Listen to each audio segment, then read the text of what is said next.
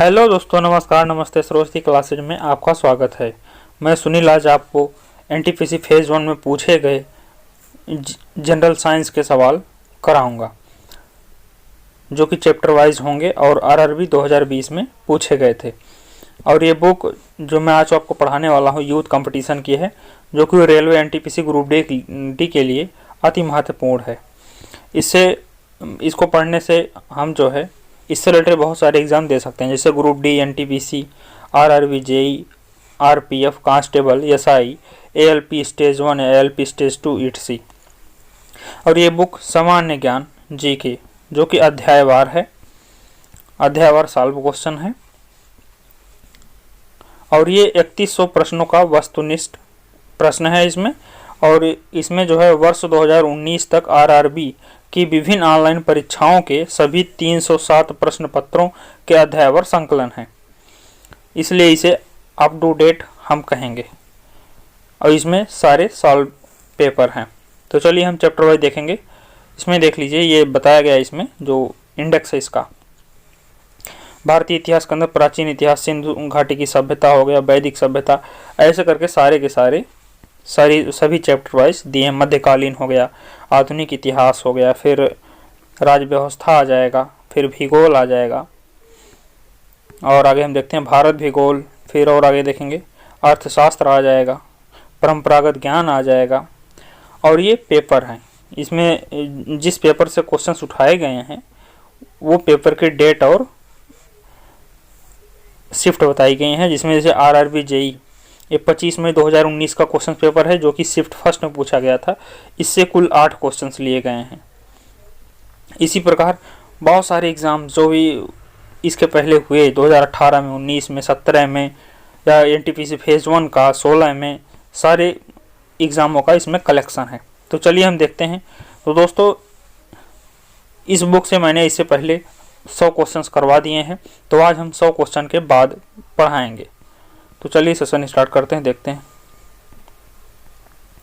हाँ दोस्तों, जब तक सेशन स्टार्ट होता है इसके पहले चैनल को सब्सक्राइब कर लीजिए और बेल बटन को प्रेस कर लीजिए, जिससे हमारी वीडियो की नोटिफिकेशन आपके पास पहुंचती रहे।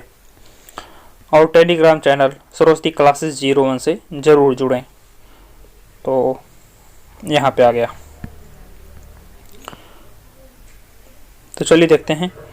इसका हम क्वेश्चंस भी देखेंगे, आंसर भी करेंगे और इसके डिटेल भी जानेंगे, जिससे इससे रिलेटेड सारे क्वेश्चंस क्लियर हो जाएं। तो चलिए हम 101वां क्वेश्चन देखेंगे। पल्लव वंश के राजा ने राजा संस्कृत नाटक भी लिखा करते थे। ऑप्शन में हो जाएगा राजा राज चोल, बी महेंद्र वर्मन, सी राज सिम्हा, डी विक्रमादित्य। तो इसमें हो जाएगा महेंद्र वर्मन। अब इसके बारे में डिटेल देख लेते हैं। पल्लव वंश के राजा महेंद्र वर्मन फर्स्ट, जो कि 600 से 630 ईस्वी के समय पल्लव साम्राज्य न केवल राजनीतिक दृष्टि से बल्कि सांस्कृतिक, साहित्य और कलात्मक दृष्टि से भी अपने चरमोत्कर्ष पर था। महेंद्र वर्मन फर्स्ट ने मत्त विलास प्रहसन तथा भगवत जुकियम जैसे महत्वपूर्ण ग्रंथों की रचना की तथा संस्कृत में कई नाटक लिखे। तो चलिए हम अगला क्वेश्चन देखेंगे। इसमें हो जाएगा किस चालुक्य राजा ने कन्नौज के राजा हर्ष को पराजित किया था। तो इसमें हो जाएगा सी नंबर, पुलकेशिन द्वितीय। कन्नौज के राजा हर्ष को बादामी के चालुक्य शासक पुलकेशिन द्वितीय ने नर्मदा नदी के तट पर 612 ईस्वी में हराया था। दोनों राजाओं की साम्राज्यवादी महत्वाकांक्षा ने संघर्ष के लिए अनिवार्य बना दिया था। दोस्तों, पेन थोड़ा पतला कर लेता हूं। चलिए अगला क्वेश्चन देखेंगे। चोल राजवंश के अंतिम शासक कौन थे। इसमें हो जाएगा राजेंद्र चोल तृतीय। चोल वंश के अंतिम शासक अधिराजन या राजेंद्र चोल तृतीय थे। विजयालय ने 850 ईस्वी में चोल वंश की स्थापना की, जिसकी राजधानी तंजौर थी। यह राज्य पेन्नार और कावेरी नदियों के बीच पूर्वी तटों पर अवस्थित था। तो चलिए हम अगला क्वेश्चन देखेंगे। कौन से चोल राजा ने मालदीव के द्वीपों पर दरियाई विजय पाई थी। तो इसमें हो जाएगा राजा राज। अब इनके बारे में डिटेल देख लेंगे।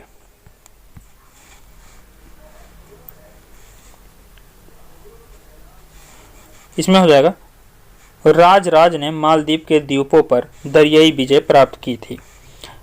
इसकी अन्य विजय केरल, पांड्य, सिंहल और पश्चिमी गंग थी। राजराज की प्रथम विजय केरल थी, जबकि अंतिम विजय मालदीव थी। अगला क्वेश्चन देखेंगे, प्रारंभिक चेर वंशीय राजाओं ने किन राज्यों पर शासन किया था? तो इसमें हो जाएगा तमिलनाडु और केरल। तो इसके बाद डिटेल देखेंगे। प्रारंभिक चेर वंश के राजाओं ने तमिलनाडु और केरल राज्यों पर शासन किया था। चेरों का शासन काल संगम साहित्य युग के पूर्व आरंभ हुआ था। उसमें आधुनिक त्रावणकोर, कोचीन, मालाबार, कोयम्बटूर और सलेम दक्षिणी जिलों के प्रदेश शामिल थे। अगला क्वेश्चन देखेंगे, किस भारतीय राज्य ने पूर्व एशिया के कुछ हिस्सों को जीतने के लिए नौसैनिक शक्ति का इस्तेमाल किया था? इसमें हो जाएगा राजेंद्र चोल। राजेंद्र चोल ही था जो कि श्रीलंका पर कब्जा कर लिया था। इसकी नौसेना सबसे डेंजर थी। अगला इसके बाद डिटेल देखेंगे। भारतीय राजा राजेंद्र चोल ने दक्षिण पूर्व एशिया को जीतने के लिए नौसैनिक शक्ति का इस्तेमाल किया। भारत के इतिहास में केवल चोल वंश ही है जिसने नौसेना पर अधिक ध्यान दिया। इसने गंगईकोंड की उपाधि धारण की। मतलब जो राजेंद्र चोल थे, इन्होंने गंगईकोंड की उपाधि धारण की। अब हम इसमें अगला चैप्टर 11 नंबर देखेंगे जो कि सीमावर्ती राजवंश से रिलेटेड है। तो इसमें पहला क्वेश्चन हो जाएगा, विंध्याशक्ति ... वंश के संस्थापक थे। तो इसमें हो जाएगा वाकाटक। जो विंध्याशक्ति थे वो वाकाटक वंश के संस्थापक थे। अब इनके बारे में डिटेल देखेंगे। विंध्यशक्ति वाकाटक राजवंश के संस्थापक थे। वाकाटक राजवंश मध्य प्रदेश के ऊपरी भाग तथा बरार आंध्र प्रदेश तक विस्तृत था। विंध्य शक्ति का उल्लेख वायु पुराण तथा अजंता लेख में मिलता है। इस वंश का सबसे शक्तिशाली राजा प्रवरसेन प्रथम था। प्रवरसेन इस वंश का इकलौता शासक था जिसने सम्राट की उपाधि धारण की। अब अगला क्वेश्चन देखेंगे, पाल राजवंश का पहला राजा कौन था? इसमें हो जाएगा गोपाल। अब गोपाल के बारे में हम और जानकारी ले लेते हैं। पाल वंश का संस्थापक व प्रथम राजा गोपाल 750 ईस्वी था। इस वंश की राजधानी मुंगेर थी।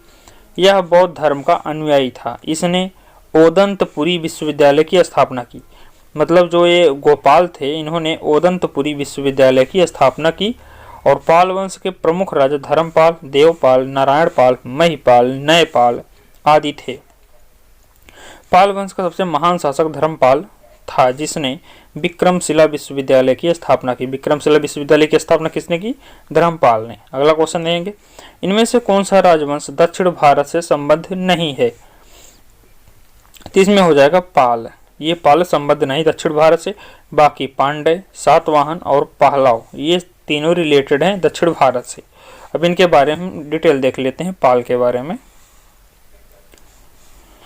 इसमें हो जाएगा पांड्य, सातवाहन और पहलव वंश दक्षिण भारत के प्रसिद्ध राजवंश हैं, जबकि पाल वंश की स्थापना बंगाल में गोपाल ने की। पाल वंश की राजधानी मुंगेर थी। पाल वंश का अगला शासक धर्मपाल 770 से 810 ईस्वी तक रहा, जिसके काल में त्रिपक्षीय संघर्ष की शुरुआत हुई। इसने विक्रमशिला विश्वविद्यालय एवं सोमपुर महाविहार की स्थापना की तथा नालंदा विश्वविद्यालय का जीर्णोद्धार करवाया। इसका उत्तराधिकारी देवपाल हुआ। इसी के काल में जावा के शैलेंद्र शासक बालपुत्र देव ने नालंदा में बौद्ध विहार बनवाया। पाल वंश का अंतिम शासक रामपाल हुआ। पाल वंश का अंतिम शासक रामपाल हुआ। अब हम अगला देखेंगे चैप्टर इसमें हो जाएगा प्राचीन कालीन साहित्य एवं साहित्यकार। अब हम क्वेश्चन देखेंगे, इंडिका के लेखक कौन हैं? इंडिका के लेखक हो जाएगा मेगस्थनीज। अब मेगस्थनीज के बारे में और जान लेते हैं। मेगस्थनीज 350 ईसा पूर्व से 290 ईसा पूर्व तक इनका जीवन काल रहा। यूनान का एक राजदूत था जो चंद्रगुप्त के दरबार में आया था। वह कई वर्षों तक चंद्रगुप्त के दरबार में रहा। उसने जो कुछ भारत में देखा उसका वर्णन उसने इंडिका नामक पुस्तक में किया। मेगस्थनीज ने पाटलिपुत्र का बहुत ही सुंदर और विस्तृत वर्णन किया। और हम अगला देखेंगे, इंडिका किसने लिखी? तो इसमें हो जाएगा मेगास्थनीज। अगला क्वेश्चन, तमिल कवि कंबन ने निम्नलिखित में से किस ग्रंथ का तमिल संस्करण का संकलन किया? इसमें हो जाएगा रामायण का। रामायण का तमिल भाषा में संकलन किसने किया? कंबन ने। अब कंबन के बारे में हम और जान लेते हैं। तमिल भाषा के कवि कंबन ने रामायण का तमिल संस्करण कंब रामायण के नाम से संकलित किया। यह तमिल साहित्य का सर्वोत्कृष्ट कृति है। जो रामायण का तमिल में ट्रांसलेट हुआ उसका नाम कंब रामायण कहा गया। अब अगला क्वेश्चन देखेंगे, निम्नलिखित में से किसने प्राचीन भारत में मृच्छकटिका पुस्तक संकलित की? इसमें हो जाएगा शूद्रक ने। शूद्रक ने कौन सी पुस्तक लिखी? मृच्छकटिका। मृच्छकटिका एक प्राचीन संस्कृत ग्रंथ है। शूद्रक द्वारा रचित इस नाटक से गुप्तकालीन सांस्कृतिक इतिहास की जानकारी मिलती है। अब अगला क्वेश्चन देखेंगे, प्राचीन भारत में कल्हड़ द्वारा निम्नलिखित में से कौन सी पुस्तक लिखी गई? कल्हड़ द्वारा रचना इसमें हो जाएगा रजात रंगड़ी। अब रजात रंगड़ी के बारे में और जानेंगे। इसमें चारों लेखकों के बारे में जान लेते हैं। हर्षचरित ने बाणभट्ट लिखा और रजात रंगड़ी को कल्हड़ ने, मुद्रा राक्षस विशाखदत्त और विक्रमोर्वशीयम को कालिदास ने लिखा। अगला क्वेश्चन देखेंगे, संगम काल के महाकाव्य शिल्पादिगारम और मणिमेखलय डाट भाषा में लिखे गए। शिल्पादिगारम और मणिमेखलय किस भाषा में लिखे गए? इसमें हो जाएगा तमिल भाषा में। अब इनके बारे में और जानेंगे हम लोग। संगम काल के महाकाव्य शिल्पादिगारम तथा मणिमेखलय तमिल भाषा में लिखे गए थे। शिल्पादिगारम को तमिल साहित्य का प्रथम महाकाव्य माना जाता है। मतलब जो ये शिल्पादिगारम है तमिल साहित्य का प्रथम महाकाव्य माना जाता है। अगला क्वेश्चन देखेंगे, निम्नलिखित में से किसने संस्कृत नाटक मुद्रा राक्षस लिखा? मुद्रा राक्षस किसने लिखा? इसमें हो जाएंगे विशाखदत्त। विशाखदत्त के बारे में और जानेंगे हम लोग। मुद्रा राक्षस संस्कृत का प्रसिद्ध ऐतिहासिक नाटक है। इस संस्कृत नाटक के लेखक विशाखदत्त थे। इस नाटक में चाणक्य और चंद्रगुप्त मौर्य के जीवन से संबंधित घटनाओं और चाणक्य की राजनीतिक सफलताओं का विश्लेषण की मिलता है। इस नाटक को हिंदी में सर्वप्रथम अनुवादित करने का श्रेय भारतेंदु हरिश्चंद्र को प्राप्त है। विशाखदत्त संस्कृत भाषा के सुप्रसिद्ध नाटककार थे। देवी चंद्रगुप्तम तथा राघवानंद नाटकम विशाखदत्त की अन्य रचनाएं। विशाखदत्त की अन्य रचनाएं कौन सी हैं? देवी चंद्रगुप्तम और राघवानंद नाटकम। अगला क्वेश्चन देखेंगे, निम्नलिखित में से कौन सा प्राचीन ग्रंथ पांचवा वेद भी कहा जाता है? तो इसमें हो जाएगा महाभारत। चार वेद पहले से ही थे, जो कि अथर्ववेद, ऋग्वेद, सामवेद, यजुर्वेद। पांचवा वेद हम किसको मानते हैं? महाभारत को। अब इसके बारे में और जानेंगे। महाभारत को पांचवा वेद भी कहा जाता है। यह हिंदुओं का एक प्रमुख ग्रंथ है। महाभारत में 1,00,000 श्लोक, इसलिए इसे सहस्त्र संहिता कहा जाता है। नहीं, सत सहस्त्र संहिता कहा जाता है। इसके रचयिता महर्षि कृष्ण द्वैपायन वेदव्यास हैं। महाभारत रचयिता कौन है? महर्षि कृष्ण द्वैपायन वेदव्यास। भारतीय संस्कृत के वेद सनातन धर्म के मूल और सबसे प्राचीन धर्म ग्रंथ हैं। इन ग्रंथों को पवित्र और अपौरुषीय माना गया है। वेदों की संख्या 4 है: ऋग्वेद, यजुर्वेद, सामवेद, अर्थवेद। अगला देखेंगे, निम्नलिखित में से किसने रघुवंशम संकलित की? रघुवंशम को कालिदास ने लिखा। अब हम इसके बारे में और जानेंगे।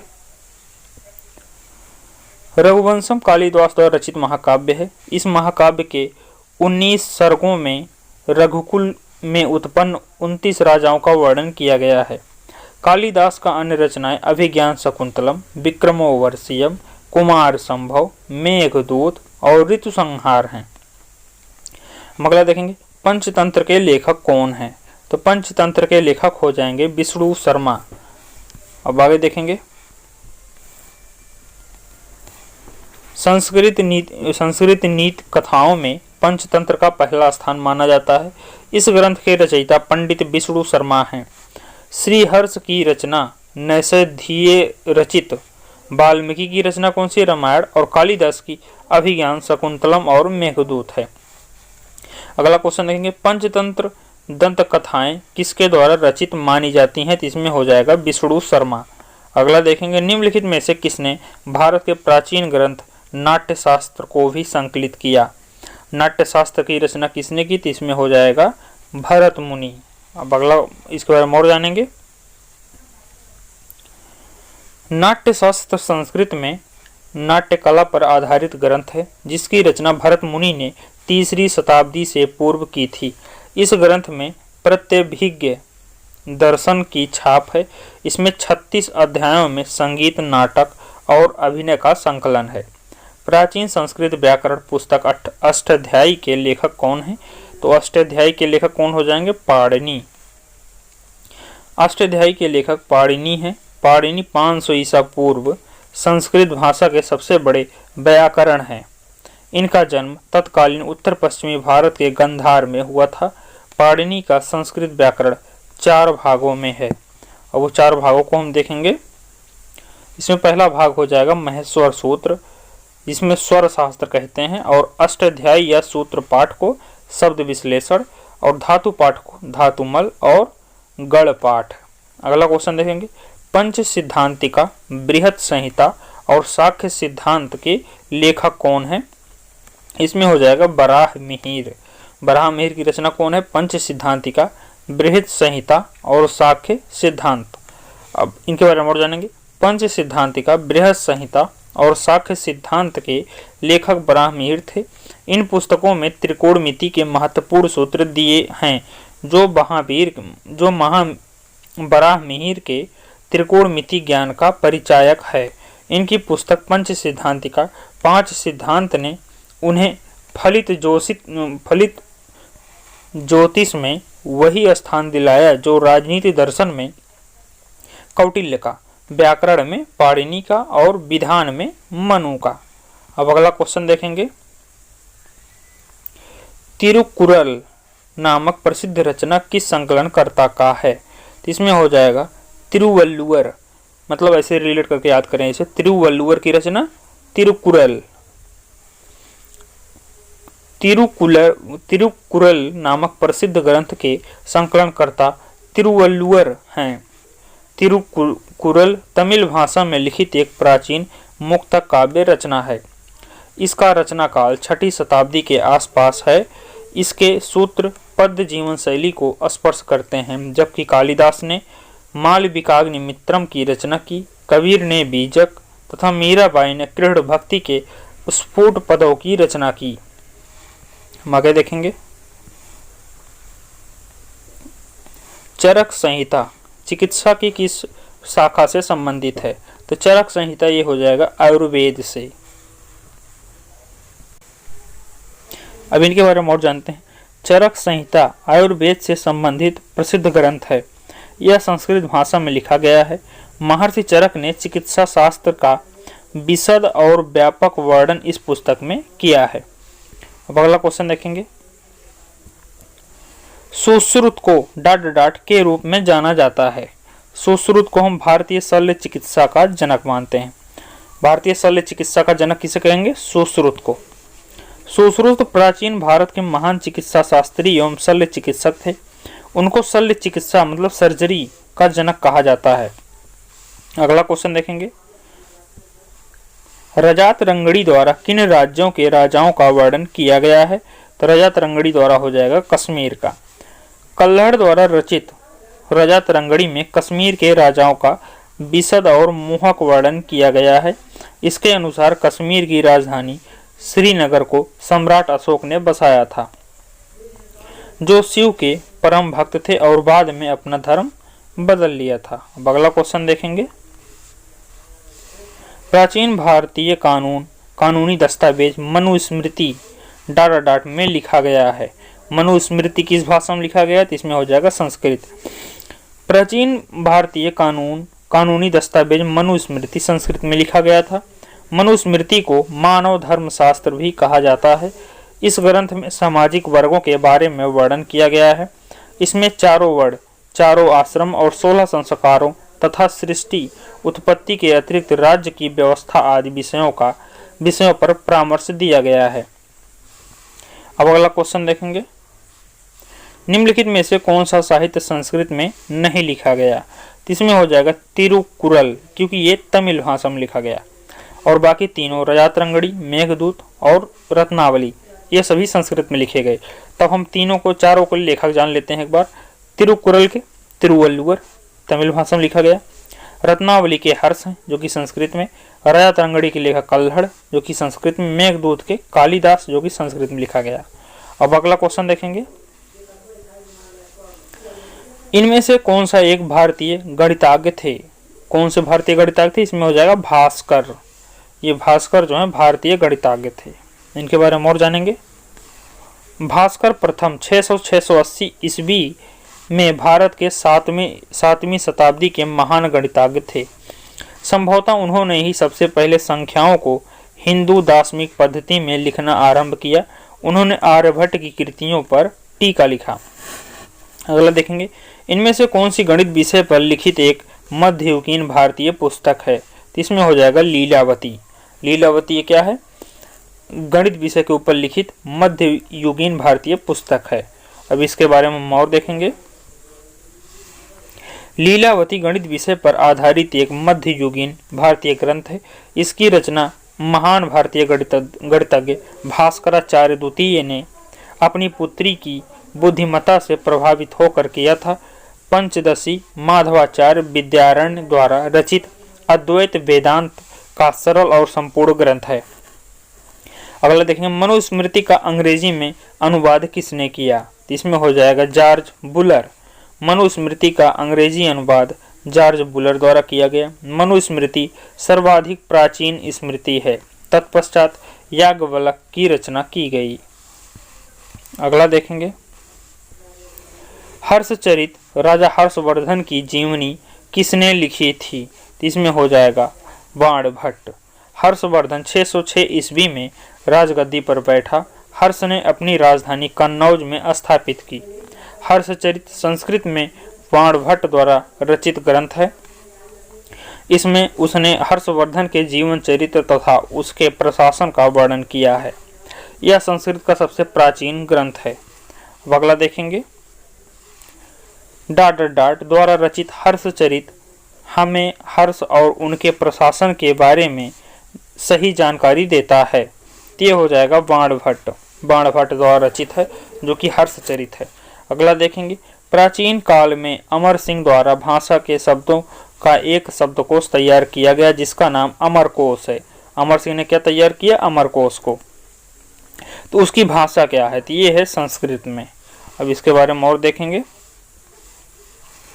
प्राचीन काल में अमर सिंह द्वारा संस्कृत भाषा के शब्दों का एक शब्दकोश तैयार किया गया जिसका नाम अमरकोश था। अमरकोश को विश्व का पहला समानांतर कोश कहा जाता है। अमर सिंह चंद्रगुप्त द्वितीय के नवरत्नों में से एक थे। अमरकोश श्लोक रूप में रचित है। इसके 3 खंड हैं। तो अमरकोश के 3 खंड हैं। इनके तीनों खंडों को हम नाम जान लेते हैं। स्वर्गादि कांडम और भूगार्दी कांडम, सामान्य कांडम। क्या क्या हो जाएंगे? स्वर्गादि कांडम, भूआर्गी कांडम और सामान्यादि कांडम। अगला क्वेश्चन देखेंगे। अब यहाँ पे अगला चैप्टर स्टार्ट हो जाता है जिसे हम प्राचीन कालीन स्थापत्य कला, चित्रकला और संगीत कला के बारे में जानेंगे। इसमें हो जाएगा, एलिफेंटा की गुफाएं कहाँ स्थित हैं? एलिफेंटा की गुफाएं मुंबई में स्थित हैं। इनके बारे में और देखेंगे हम लोग। एलिफेंटा की गुफाएं महाराष्ट्र के मुंबई से करीब 11 किलोमीटर दूर मुंबई बंदरगाह के घारापुरी गुफा का शहर में स्थित है। एलिफेंटा की गुफाएं 7 गुफाओं का सम्मिश्रण है। ये गुफाएं एक द्वीप पर स्थित हैं। 1987 में यूनेस्को द्वारा एलिफेंटा गुफाओं को विश्व धरोहर घोषित किया गया। मतलब विश्व धरोहर कब घोषित किया गया एलिफेंटा गुफाओं को? 1987 में। और एलिफेंटा गुफाएं कहाँ है? बम्बई में। अगला क्वेश्चन, एहोल शिलालेख निम्नलिखित में से किस शासकों से जुड़ा हुआ है? तो ये हो जाएगा पुलकेशिन द्वितीय से। अब इसके बारे में और देखेंगे। ऐहोल अभिलेख पुलकेशिन द्वितीय से संबंधित है। इस अभिलेख के रचनाकार जैन कवि रवि कीर्ति हैं तथा इसमें पुलकेशिन द्वितीय और हर्षवर्धन के बीच हुए युद्ध का वर्णन है। पुलकेशिन द्वितीय वातापी के चालुक्य वंश का पराक्रमी और प्रसिद्ध शासक था, जिसका शासनकाल 609 से 642 ईस्वी था। पुलकेशिन ने गृह युद्ध में चाचा मंगलेश पर विजय प्राप्त कर राज्याधिकार प्राप्त किया। उसने श्री पृथ्वी वल्लभ की उपाधि से स्वयं को विभूषित किया। अगला क्वेश्चन देखेंगे, अजंता गुफा की चित्रकला भारत में डाट के स्वर्ण युग का प्रमाण है। तो इसमें हो जाएगा बौद्ध धर्म के। अब इसके बारे में और देखेंगे। महाराष्ट्र के औरंगाबाद में लगभग 107 किलोमीटर दूरी पर स्थित अजंता की गुफाएं भारत में बौद्ध चित्रकला के स्वर्ण युग का प्रमाण हैं। गुफाओं की दीवारों, भित्ति और छतों पर बनाए गए चित्रों में सर्वाधिक महत्वपूर्ण चित्र जातक कथाओं से जुड़ा हुआ है।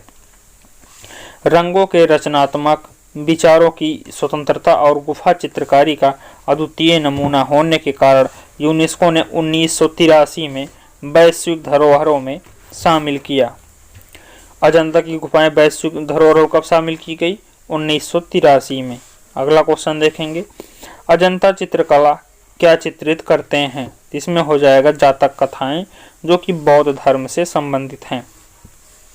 अगला क्वेश्चन, अजंता और एलोरा की गुफाएं धर्म से सबसे पहली वास्तुकला, गुफा चित्रकला और मूर्तिकला के उत्तम उदाहरणों में से एक है। तो इसमें हो जाएगा बुद्ध से। अगला क्वेश्चन देखेंगे, तो इसमें हम डिटेल देख लेते हैं। महाराष्ट्र के औरंगाबाद जिले में स्थित अजंता और एलोरा की गुफाएं बौद्ध धर्म की सबसे पहली वास्तुकला और गुफा चित्रकला एवं मूर्ति कला की उत्तम उदाहरणों में से एक है। अगला देखेंगे, अजंता और एलोरा की गुफाएं किस राज्य में स्थित हैं? इसमें हो जाएगा महाराष्ट्र, और महाराष्ट्र की राजधानी हो जाएगी मुंबई। इसकी डिटेल देखेंगे। अजंता और एलोरा की गुफाएं महाराष्ट्र के औरंगाबाद शहर के समीप स्थित हैं। ये गुफाएं बड़ी बड़ी चट्टानों को काट कर बनाई गई हैं। 30 गुफाएं अजंता में और 34 गुफाएं एलोरा में हैं।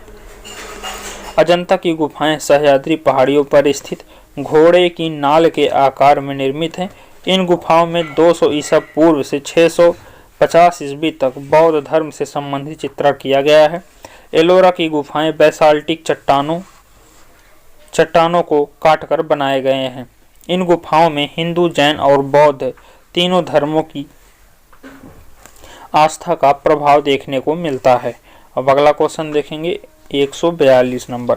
अजंता गुफाएं, जो कि करीब 30 रॉक आउट बौद्धिक गुफा हैं, जो भारतीय कला के बेहतरीन जीवित उदाहरण है, विशेष रूप से पेंटिंग में कहाँ स्थित हैं?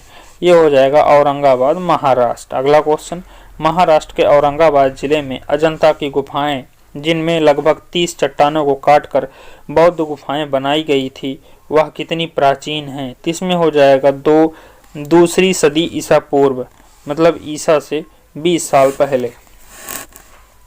अगला क्वेश्चन देखेंगे, महाराष्ट्र के औरंगाबाद जिले में स्थित अजंता की गुफाएं लगभग 30 चट्टानों को काटकर बनाई गई हैं। ये बौद्ध गुफाएं दूसरी सदी ईसा पूर्व की हैं। एलोरा की गुफा भारत में औरंगाबाद, महाराष्ट्र से 30 किलोमीटर दूरी पर स्थित हैं। इसे राष्ट्रकूट वंश के शासकों द्वारा बनवाया गया था। कौन से राजवंश? राष्ट्रकूट। अगला देखेंगे, निम्नलिखित में से किस राजा ने कोणार्क के सूर्य मंदिर का निर्माण करवाया? इसमें हो जाएगा नरसिंह देव प्रथम ने। अगला क्वेश्चन देखेंगे, 13वीं सदी में निम्नलिखित कोणार्क का सूर्य मंदिर भारत के ओडिशा राज्य पुरी में स्थित है। गंग राजवंश के महान शासक नरसिंह देव वर्मन ने सूर्य मंदिर का निर्माण करवाया। इस विश्व प्रसिद्ध स्मारक को 1984 में यूनेस्को द्वारा विश्व विरासत स्थल में शामिल किया गया। औरंगाबाद को कब शामिल किया गया? 1983 में। और पुरी को कब शामिल किया? कोणार्क मंदिर को 1984 में। अब अगला क्वेश्चन देखेंगे, निम्नलिखित मंदिरों में से किसे यूरोपीय नाविक द्वारा ब्लैक पैगोडा भी कहा जाता है? तो इसमें हो जाएगा कोणार्क मंदिर, जिसे सूर्य मंदिर भी कहा जाता है। अब अगला इसके बाद डिटेल देखेंगे। कोणार्क का सूर्य मंदिर भारत के उड़ीसा राज्य के पुरी जिले में स्थित है। इस मंदिर का निर्माण लगभग 1278 ईस्वी में गंग वंश के राजा नरसिंह देव प्रथम ने करवाया था, जिसे ब्लैक पैगोडा के नाम से भी जाना जाता है। यूनेस्को की विश्व विरासत स्थल की सूची में शामिल यह सूर्य मंदिर पूरी दुनिया में अपनी भव्यता और बनावट के लिए प्रसिद्ध है। अब अगला क्वेश्चन देखेंगे। कोणार्क मंदिर का निर्माण किसने करवाया था? इसमें हो जाएगा नरसिंह प्रथम ने। एलोरा के मंदिरों का निर्माण किसने करवाया था? इसमें हो जाएगा राष्ट्रकूटों ने। एलोरा के मंदिरों का निर्माण राष्ट्रकूट शासकों ने करवाया था। एलोरा महाराष्ट्र में 32 शैलकृत गुफाएं हैं। गुफा की संख्या 16 में शिव मंदिर स्थापित है, जिसे कैलाश मंदिर के नाम से जाना जाता है। द्रविड़ शैली के कैलाश मंदिर का निर्माण राष्ट्रकूट शासक कृष्ण प्रथम ने करवाया था। अब अगला देखेंगे। बृहदेश्वर मंदिर डाट में है। ये है तंजावुर में। अगला देखेंगे। बृहदेश्वर अथवा राजराजेश्वर मंदिर तमिलनाडु के तंजौर में स्थित एक शैव मंदिर हिंदू मंदिर है, जो 11वीं सदी के आरंभ में बनाया गया था। इसे तमिल भाषा में बृहदेश्वर के नाम से जाना जाता है। यह ग्रेनाइट का बना हुआ है। यह मंदिर चोल वास्तुकला का उत्कृष्ट उदाहरण है, जिसका निर्माण चोल शासक राजराज प्रथम के शासनकाल के दौरान किया गया था। यह यूनेस्को की विश्व विरासत सूची में शामिल है। अगला क्वेश्चन देखेंगे। बृहदेश्वर मंदिर राजा द्वारा बनवाया गया था। ये हो जाएगा राजा राज चोल प्रथम द्वारा बनवाया गया था। अगला क्वेश्चन देखेंगे। बृहदेश्वर मंदिर काल का महानतम वास्तुकला स्मारक है, जो तंजावुर में है। ये हो जाएगा चोल काल का। तो दोस्तों, आज हम ये सेशन कंप्लीट समाप्त करते हैं और इसी के आगे कल और वीडियो बनाएंगे। तो दोस्तों, सेशन अच्छा लगा हो तो सेशन को लाइक शेयर एंड सब्सक्राइब कर दीजिए और बेल बटन को प्रेस कर लीजिए और मेरे टेलीग्राम चैनल सरस्वती क्लासेस 01 से जुड़ जाइए, जिससे हमारी वीडियो की नोटिफिकेशन आपके पास पहुंचती रहे। Thank you.